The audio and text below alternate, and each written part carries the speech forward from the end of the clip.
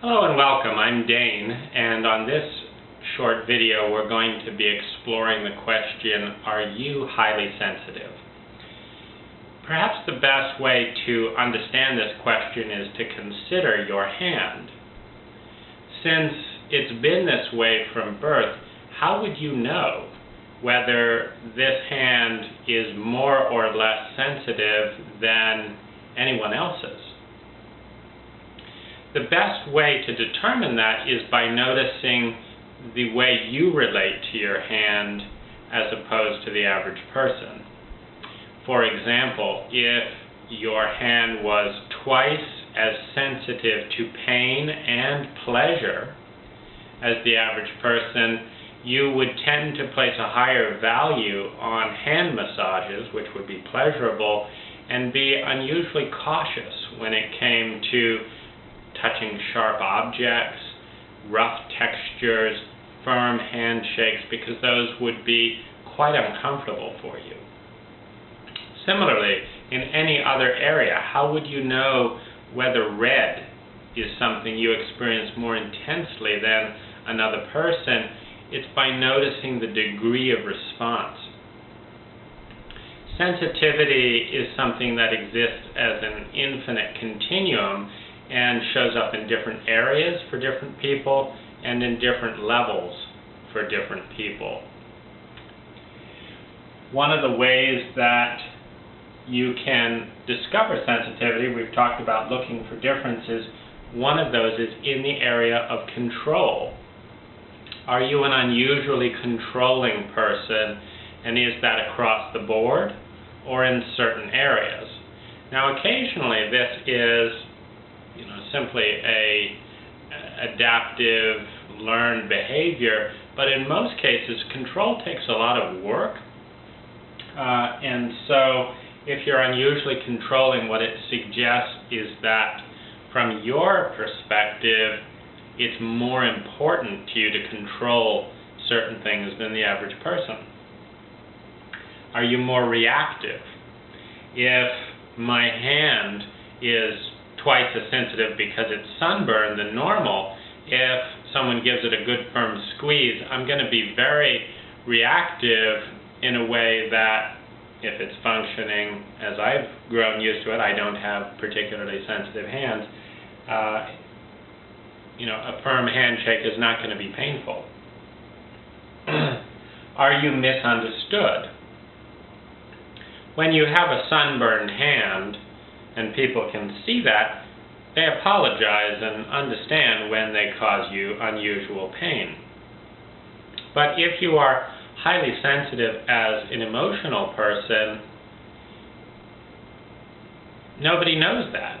They just notice that you seem to react in extreme ways relative to how they would react under the circumstances. So whenever there is a differential of sensitivity, and particularly when there's an operating assumption that all people are the same, there will be misunderstanding. Do you see things differently than other people?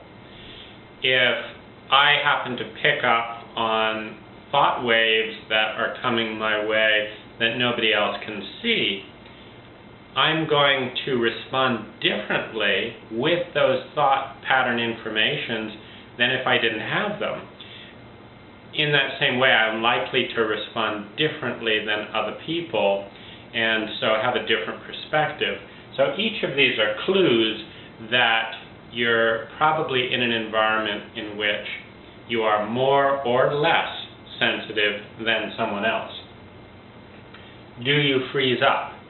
This happens when we think we are like everyone else and consciously expose ourselves, often with shoulds, that we should be normal, that we ought to like this, and we push ourselves into these situations that are not comfortable for us, that overload our systems, and the net effect is one part of us goes into rebellion and freezes up, and no matter what our conscious mind says, it's just too much stimuli. In the same vein, are you overwhelmed? Whether or not you freeze up, are you feeling out of your body? leaving our body is one of the ways, just checking out and refusing to process all the information is one of the key ways sensitive people will avoid being fully present for an environment that is overwhelming to an aspect of their sensitivity they're not respecting. Sensitivity exists on a continuum between 1 and 10, but it's really an infinite continuum. The environmental stimuli exists on that same infinite continuum of stimulation, and the key thing to understand is that there's no right or wrong whenever there is heightened sensitivity connected with heightened stimulation in a way that's too much. There's going to be pain. Whenever there's high sensitivity in a low sensory environment that's pleasurable, it's going to be a pleasurable sensation. Whenever there's going to be low sensitivity and things are really alive and stimulating in the environment, that'll often bring alertness and awakeness rather than pain. So for you as a sensitive person, it's relative to the environment that you're in. I hope you'll join us on the next couple of videos and stop by our site where we help you learn more about your sensitivity and function optimally at www.mapstolove.com.